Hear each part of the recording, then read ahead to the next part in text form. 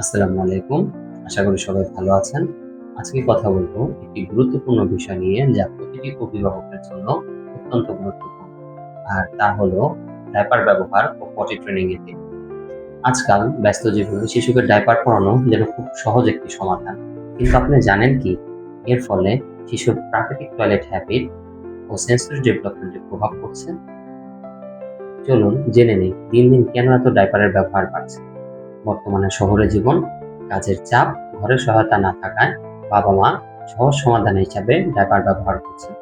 বাইরে ঘুরতে যাওয়া, রাতে ঘুমানো, ক্লাসে বা স্কুলে থাকা সবখানেই যেন ডায়পারই ভরসা। কিন্তু আমরা অনেকেই জানি না দীর্ঘ সময় ধরে ডায়পার ব্যবহারের ফলে শিশুর স্বাভাবিক শেখার প্রক্রিয়া থেমে যায়। এখন আপনার মনে প্রশ্ন আসতেই পারে, ডায়পার কিভাবে শিশুর পটি ট্রেনিং এ দেরি করে? চলুন বুঝে নিই। শরীরের সিগন্যাল হারানো। শিশুর মস্তিষ্ক ও শরীরের মধ্যে একটি সংযোগ তৈরি হয়, কখন পায়খানা বা প্রস্রাব লাগছে তা অনুভব করা।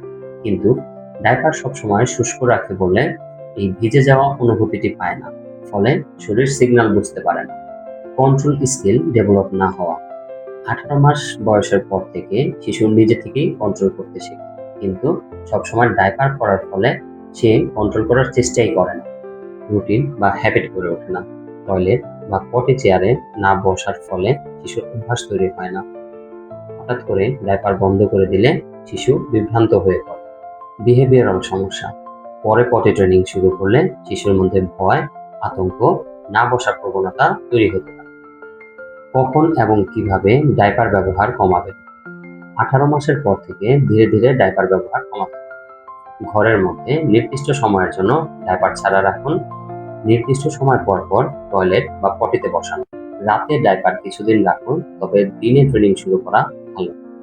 বাহিরে গেলে সীমিত সময়ের জন্য ডায়পার ব্যবহার করুন, যেন মস্তিষ্ক সিগন্যাল ধরতে শেখে। শিশুকে বুঝিয়ে বলুন, যখন প্রস্রাব লাগবে তখন বাবা বা মাকে বলবে আমরা পটিতে যাব। ভালো আচরণে প্রশংসা করুন, এটি শিশুদের আত্মবিশ্বাস বাড়ায়। বাবা মায়ের সাধারণ ভুল এবং করণীয়। অনেকেই মনে করেন বয়স বাড়লে শিশু নিজে থেকেই শিখে যাবে।